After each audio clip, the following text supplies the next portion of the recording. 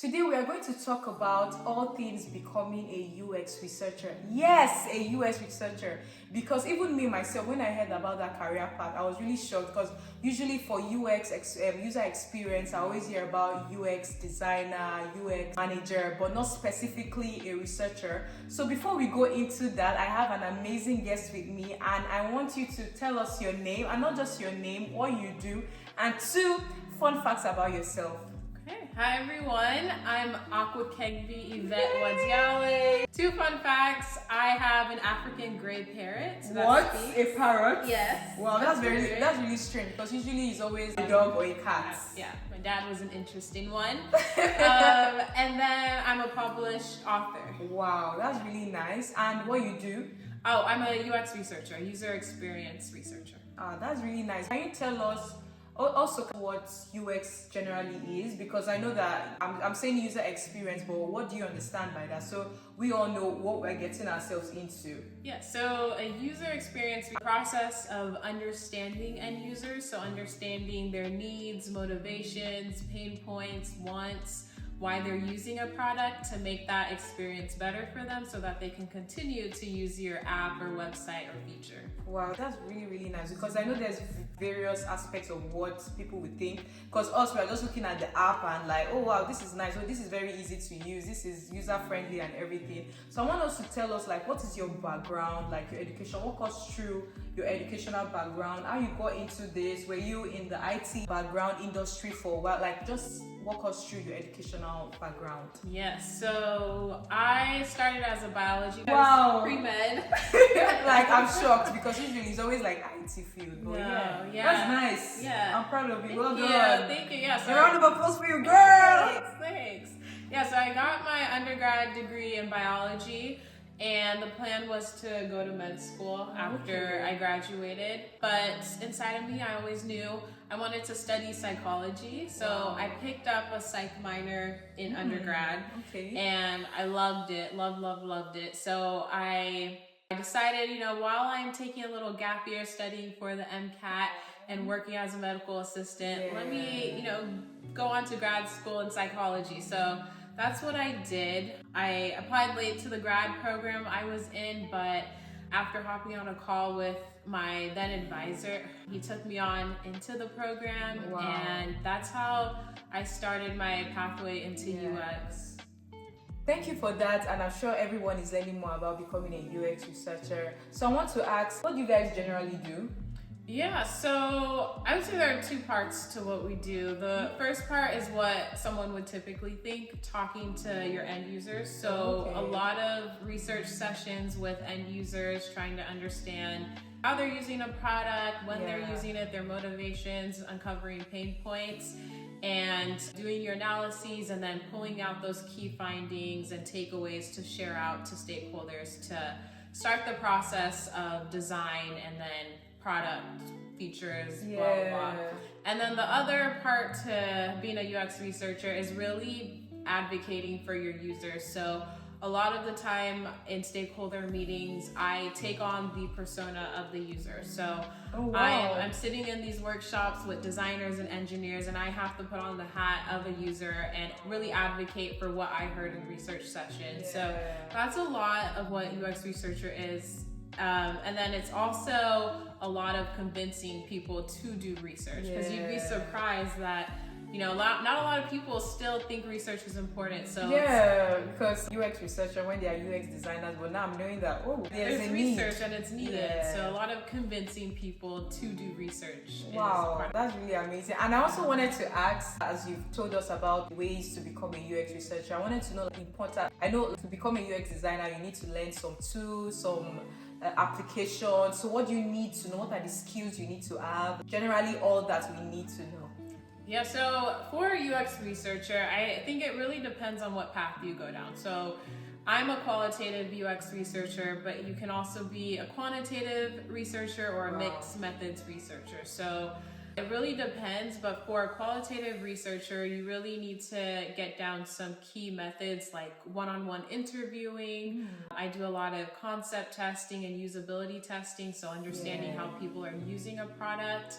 And then aside from actually methods, a lot of soft skills are important to be a UX researcher. So communication has to be on point, because not only are you communicating to your end users, but you're communicating to stakeholders. So being able to communicate effectively, know when to push back on things or when to stand your ground is super important. And then being organized and flexible. There's a lot of changing things in research, and so you really have to be okay with changing timelines and changing priorities.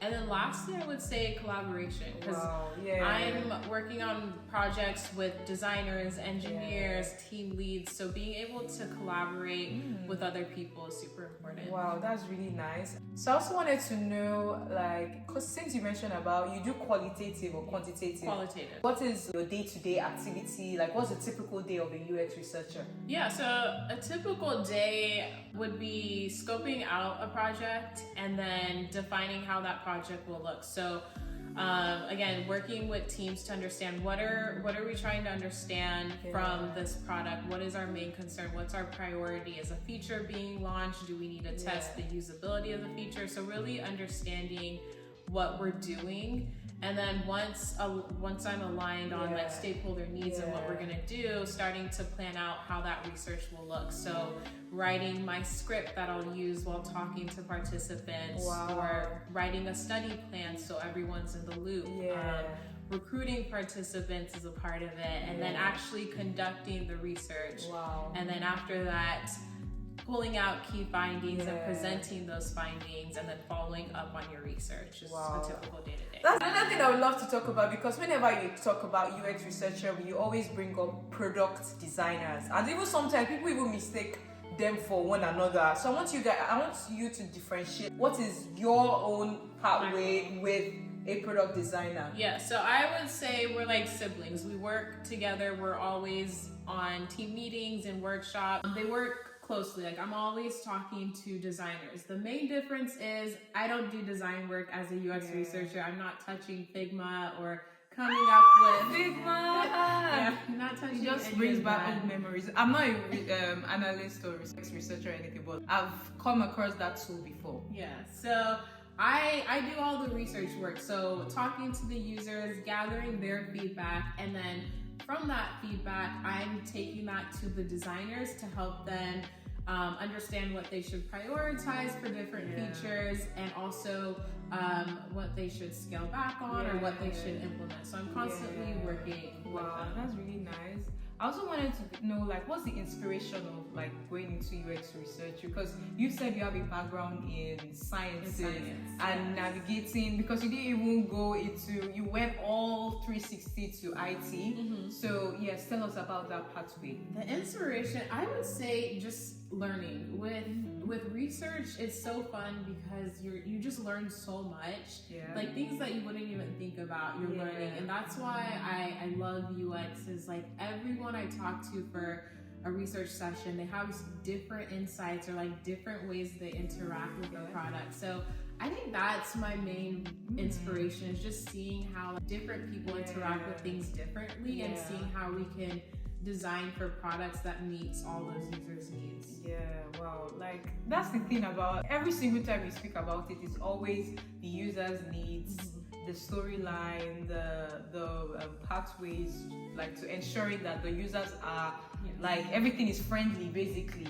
So I want to ask another question, is that what are I want to ask another question. So as a UX researcher, I know that there are sub-components, maybe like there are sub-parts, like maybe people like major in one specific place or section or department. How does that work for UX research? For UX research, I mean, for entering the field, there's no right degree to have. Like, really, if you have a foundation in research and show you can do good research, you're in. Like, I've worked with people who've come from tech industries, they've been teachers, some have been in the science field. So there are different ways to get into research, because there are a lot of applicable skills from different career paths that you can implement in UX research. Wow, so that means there's no like straight line to becoming a UX researcher.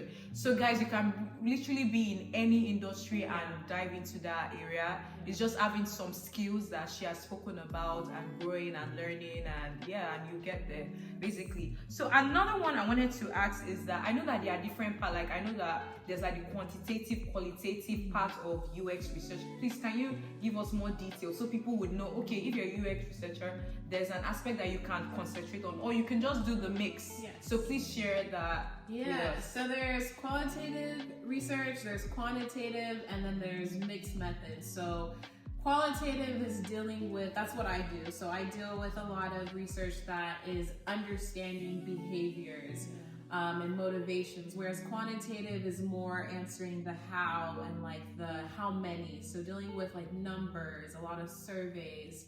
And then mixed methods, you're using a combination of qualitative and quantitative. So with qualitative research, it's a lot of behavioral research. So I'm doing like a lot of interviews. Okay, that's nice. One-on-one with users. I do a lot of usability testing, seeing how they're using a product. Whereas with quantitative research, it's a lot of like survey writing, using a lot of statistics to back up your findings, working with programs like SQL, and then if you're doing mixed methods, of course, you're combining both. And that's a lot of work, but it's left for you which area you would want to dive into.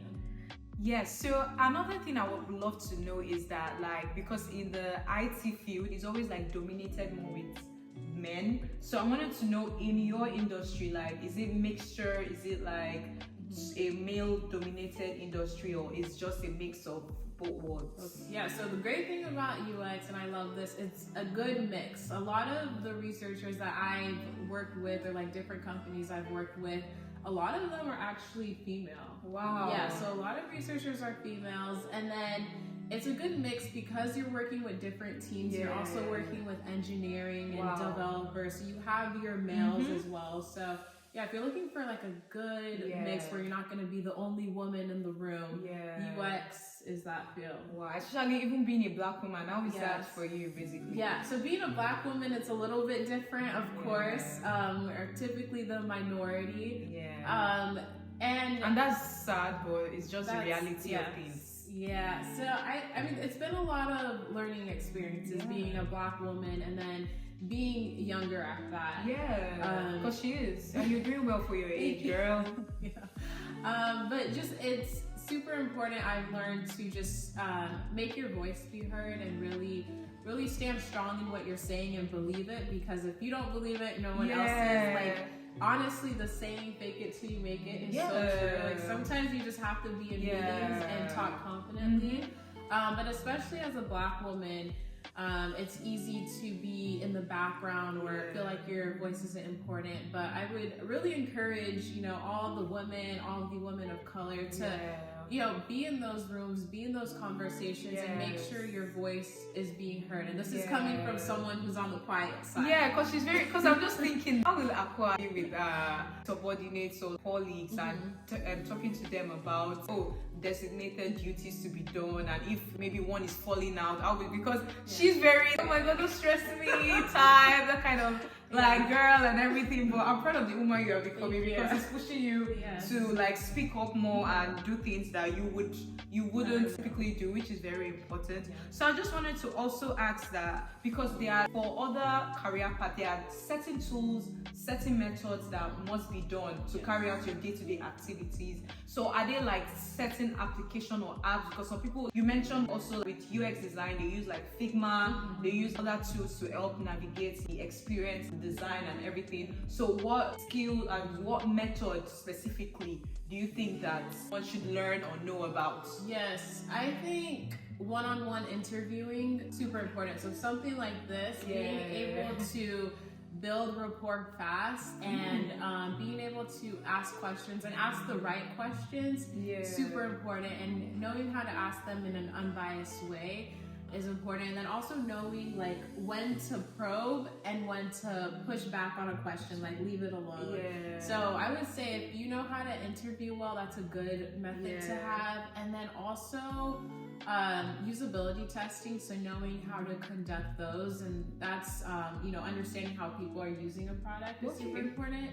And then another method I would say is Surveys are always good to have. Even as a qualitative researcher, you'll implement surveys in a lot of studies. So being able to write a good survey in an unbiased way is a good skill to have. Wow, that's really awesome to know. It's like, are they like subdivisions on it? We want to know about that. Yeah, so day to day, I would break it down in a couple of segments. So there's the planning and execution, and then there's the analyzing, and then there's the delivering it to stakeholders. So during the planning and execution, it's, scoping out what the research will be about, who are we talking to, what is the problem, what's the app or the feature we're interested in, and how do we want the research to look like. So choosing your methods, how long the study's gonna be, and then actually doing the study. So talking to your end users, and getting insights from them. And then once you do the execution of the study, I move into my analysis and now pulling out key findings, key insights.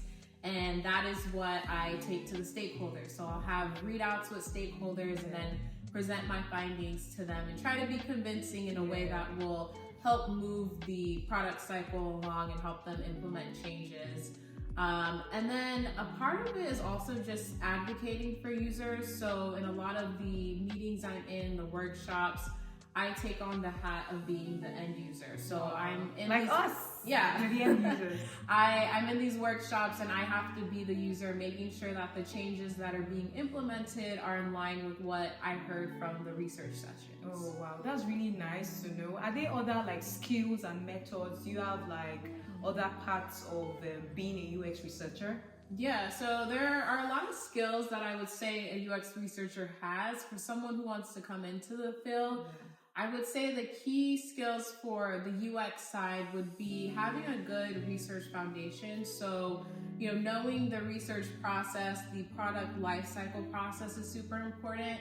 And then being able to showcase that you've done research and that you can present your research. You know what you did, why you did it, how you did it is super important. And then outside of the research, I would say soft skills are super important. So you're communicating all the time. Like I'm working with teams all the time. So being able to communicate effectively is super important. And being able to change how you speak to different audiences. So how I speak to a designer would be different than how I speak to an engineer. And then it's also important to know how to communicate with your end users during sessions, because you need to be able to build that rapport so they give you honest feedback. Aside from communication, I would say collaboration is important. Like I said, I'm working with different people all the time, so being able to collaborate, build rapport with team members, so your ideas are coming across is super important. And then lastly, I would say being organized and flexible. At any one time, it's typical for a researcher to be working on like 2 to 3 projects. So you really have to be organized, and then with that, know that things are going to change and they're going to change fast. So being flexible and not being so rigid with your research plans or whatnot is super important. Wow, that's really amazing. Check. I'm checking this time. Okay, good. It's good? Yeah. Okay, so I want to know because navigating adulthood, family, friendships, even as a woman, because as you're growing, there are so many seasons that you go through. I want to know how you navigate, because sometimes people even say adulthood is a scam, which sometimes I do believe and I don't believe at the same time, because sometimes it can be a mix of the good, the bad, the ugly, but it's just how, there was even a thing I heard that you say when life gives you lemon, make lemonade. There's now one that says when life gives you tangerine. Have you heard that? No. There's even a Korean series, but I'm not going to go in deep. I don't want you guys to know that I'm a K-drama fanatic. A K-pop fan. You're like, girl, boy, don't try me. But anyways, so basically, tell us how adulthood has been for you. Adulthood is a journey. It's a lot of ups and downs, a lot of learning and relearning things, a lot of finding yourself and discovering who you are, what your personality is, what do you like to do. So it really is a journey, and it's something that I learn every day. I feel like I'm constantly learning about myself. Which is as an adult. Another one I want to ask is that what inspired you to pursue UX research? Was it like childhood curiosity, career shift? gift or something you stumbled into and fell in love with? Please, we want to know. Yes, so it's definitely something I stumbled upon and fell into because like a couple of years ago, I had no clue what UX research was. It was really just doing a random search, and then I got an internship, and then I got my job. So it really was random. I will say that I always loved research. So, you know, the research aspect and me doing research as my full-time career isn't surprising to me because I love just to learn and speak to different people. But UX in specific was definitely something that I fell into and that I've grown to love. So when you tell people that you're like what you do, what's like the common reaction? Because for me, I would start with myself. Because when you said UX researcher, I was literally thinking of a UX designer. They're not just being a UX designer, but just like trying to understand what that was, basically. So do tell us the reaction that people get. So that is a common reaction. It's, oh, you're a designer. And it's like, no, No. I'm not. I don't know a lot about design or how to use different Figma or wireframes. And then another thing is when I say UX, a lot of people look at me funny. They're like, what's that? Now I say user experience, and even with that, people are still confused. I would say the UX research field isn't as big as like UX design, and it's still an up and coming field. So a lot of people don't know what it is. And it's very understandable because, like you said, it's not so saturated. It's still new, even if it's been the industry limelight for now. When someone says about that, you're wondering that, oh, they're talking about a designer. But no, there's a separate field and career path on that navigation. Okay. I want you to tell us, like, what is the future for UX research generally? What do you think? Do you think that is something that will go obsolete, or is something that, because some people may go into a career path and in 10 years time it's over, like nobody does it because of now AI, ChatGPT and other like AI Geminis and AI tools. So basically people are like going into that area, knowing more about AI and getting career aspirations from that. So what is the future of UX? The future of UX. I don't think UX is a dying field. I think with research is always needed. I don't think that's ever going to die. Without research, you don't know what you're designing for. You don't know what your users want. With AI, I think it's already being implemented in the UX field, but I don't see it taking over UX, and that's because we're talking to end users, and as far as I know, AI can't talk to users or really see behavioral cues that I pick up on in research sessions. So AI is definitely a tool researchers use. I use on my day-to-day just to help with things, but I don't see it taking over the field. So I just feel like even generally with like every career path, people are always scared of it's going extinct due to AI, but I feel human interactions cannot be dimmed away. So people should not sideline themselves in learning skills just because they hear that, oh, AI is taking over. Yes, it is. It's good to know about it, have an idea. There are things called prompt engineering, understanding simple tools that can help you in your day-to-day. But it's just important for you to be aware. So when those time come, you are able to navigate and use those new technologies to make yourself better, make yourself not obsolete. So another thing I want to buttress on is that you are more and you are worth every single thing. You shouldn't sideline yourself. Don't think, oh, because I'm black, because I'm a woman. Tomorrow we're celebrating Mother's Day, and different women all over the world are celebrating one thing, to show you how as women we are unique, we are loved, we are beautiful, we are trailblazers, we are everything and more. Regardless on which season or time you are in, you are everything and more. Because sometimes like we don't give ourselves the applaud. Hence the reason why I started doing this, because I feel like we women, we are so focused in so many activities, but we forget to give ourselves that appreciation, that applaud, that you are doing more. And regardless on which season, I know that everyone has their aspiration, everyone wants a certain time of their life to be a certain type of way, but where you are right now is someone's prayer point. And hence the reason why, like for you, Aqua, you are doing amazing. You're exceptional. Like, keep your consistency in all things. Ooh, this girl can gas. Nah, it's not about gas. That's the thing that you people don't understand.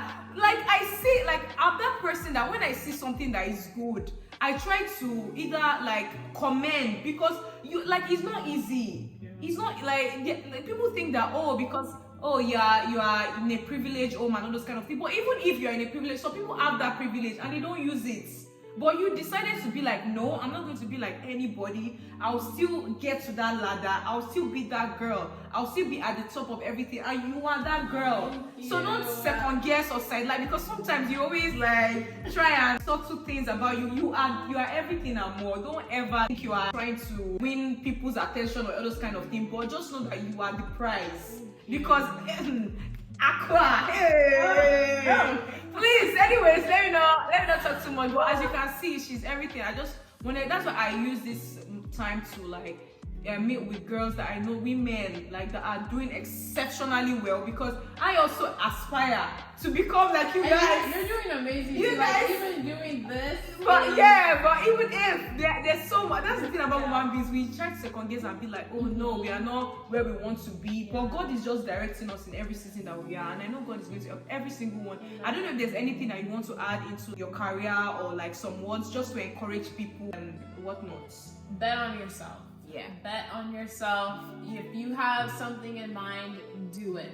Don't shy away from it. Be confident. Like, trust yourself. Yes. And forget if people are saying negative things. The haters will come. They will. Focus. Like, look ahead and focus, and always take things to God. I think yes, God first. Yes. Because He will not leave nor forsake you. He has planned purpose. Because even when like this week, when in midweek, when Pastor was talking about purpose and all those kind of things, it's just like trying to be discerned even in your journey and everything, so that you don't do things that you are just focused on the money aspects or the worldly aspects of things. Yes, I know that sometimes you need goals, you need to achieve stuff, but do it because you know that it will glorify God.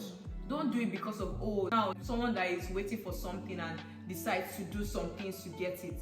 But just look into it, that is it going to take you to closer to God? Because sometimes you do some things and it's like it's even drifting you away from God. So things that will make you go closer, maybe build your faith. Maybe God wants you to do something. Sometimes it's not even about just sitting down and just, oh, when the job comes, you have to take steps. You have to do something. If you are just sitting down, don't put yourself in. You have to put yourself out there, because if that's the thing people feel, if you don't put yourself out there, you will not be noticed. And it's not that God has answered that prayer, but it's for you to take that step and know that, yes, I know that, I'm doing this thing, I'm doing this right, I'm taking that, I'm doing those courses, because there are so many courses. For you now, becoming a UX researcher, you don't need to go through the whole problem, like doing professional courses. Just even from research, even from like your undergrad, the research work you've done, you can use that as a stepping stone to getting into that career path. So I feel like sometimes people just, what's the English word? They just like downcast themselves, they just remove themselves into that equation.